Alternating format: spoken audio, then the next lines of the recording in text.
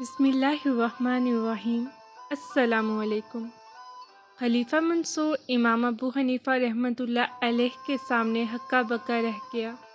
ایک مرتبہ وقت کے بادشاہ نے امام ابو حنیفہ رحمۃ اللہ علیہ، امام شافعی رحمۃ اللہ علیہ اور امام ثوری رحمۃ اللہ علیہ اور ایک فقیہ کی گرفتاری کا حکم دے دیا۔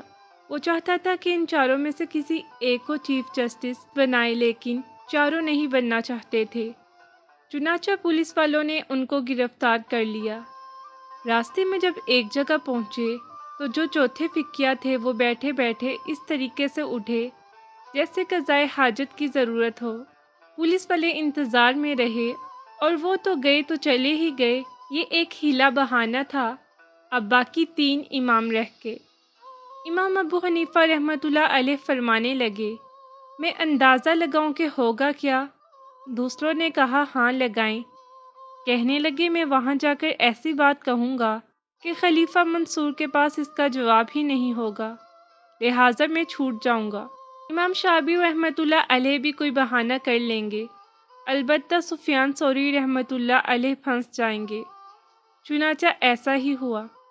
جب تینوں حضرات کو دربار میں پہنچایا گیا تو امام شافعی رحمۃ اللہ علیہ ذرا آگے بڑھے اور جا کر خلیفہ منصور سے کہنے لگے، خلیفہ صاحب، آپ کا کیا حال ہے؟ آپ کے بیوی بچوں کا کیا حال ہے؟ آپ کے گدھوں کا کیا حال ہے؟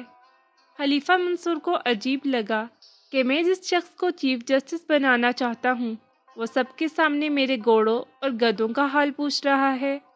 دل میں سوچنے لگا کہ یہ شخص اس اہم منصب کے قابل ہی نہیں۔ چنانچہ امام شافعی رحمۃ اللہ علیہ سے کہنے لگا کہ میں آپ کو قاضی القضاء نہیں بنا سکتا۔ امام شافعی رحمۃ اللہ علیہ اس طرح بچ گئے۔ پھر خلیفہ امام ابو حنیفہ کی طرف متوجہ ہوا اور کہنے لگا، ابو حنیفہ، میں نے آج کے بعد آپ کو چیف جسٹس بنا دیا۔ امام ابو حنیفہ رحمۃ اللہ علیہ آگے بڑھے اور فرمایا، میں چیف جسٹس بننے کے قابل نہیں ہوں۔ خلیفہ منصور نے کہا، نہیں نہیں، آپ اس قابل ہیں۔ امام ابو حنیفہ رحمۃ اللہ علیہ نے کہا، خلیفہ صاحب، اب 2 صورتحال ہیں۔ میں نے جو باتیں کہیں وہ یا تو ٹھیک ہیں یا تو غلط ہیں۔ اگر تو وہ غلط ہیں، یعنی کہ میں چیف جسٹس بننے کے قابل ہوں، تو جھوٹ بولنے والا شخص چیف جسٹس نہیں بن سکتا، اور اگر وہ سچ ہیں تو وہ تو میں کہہ ہی چکا ہوں کہ میں اس عہدے کے قابل نہیں ہوں۔ اب خلیفہ حیران، اگر کہے کہ ابو حنیفہ رحمۃ اللہ علیہ ٹھیک ہیں تو بھی پھنسے گا، اگر کہے کہ یہ تو غلط ہیں تو بھی ابو حنیفہ رحمۃ اللہ علیہ چھوٹتے ہیں۔